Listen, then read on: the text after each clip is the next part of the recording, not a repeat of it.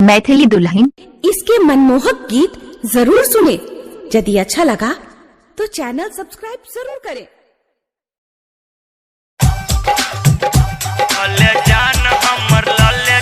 Music by DJ Guddu राज।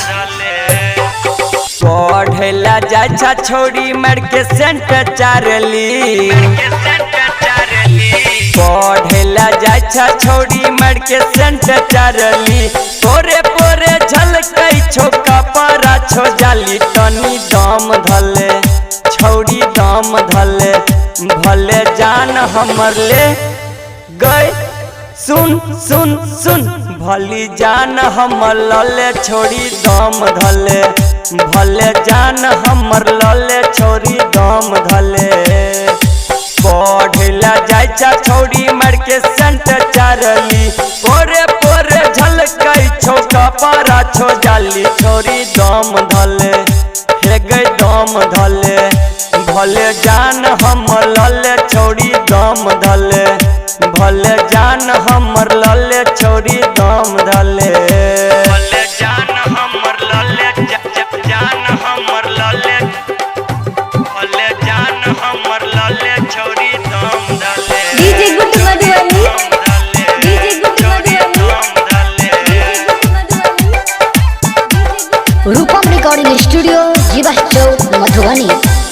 जान छियो तो हर सबटा चली तर, जान छियो तो हर सबटा चली तर, घर से निकलै छ बन के पवित्र, बन के पवित्र, जान छियो तो हर सबटा चली तर, घर से निकलै छ बन के पवित्र, तोहर फोटो देखै छी त दे हमर गले छोरी दम धले, छोरी दम धले, भले जान हमर ले गए सुन सुन सुन, भले जान हमर लले छोरी दम धले, भले जान हमर लले छोरी दम धले, भले जान हमर लले जान हमर लले, भले जान हमर लले छोरी डीजे गुड्डू मधुबनी, डीजे गुड्डू मधुबनी,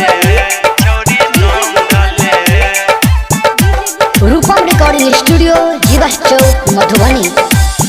शशिकांत सत्यम उठाबै छो खर्चा, शशिकांत सत्यम उठाबै छो खर्चा, गाम घर में छोरी तो हर चलै छो चर्चा, चलै छो चर्चा, रूपम सत्यम उठाबै छो खर्चा, सौंसे चलै छो तो हर छोरी चर्चा, खुज जतो बोल कंट्रोल तनी कल छोरी दम धले, छोरी दम धले, भले जान हमर ले गए सुन सुन सुन, भले जान हमर लले छोरी दम धले, 10 मिनट सबर कले छोरी दम धले, गए आबै छै 10 मिनट रुक। रूपम रिकॉर्डिंग स्टूडियो जीवा चौक मधुबनी।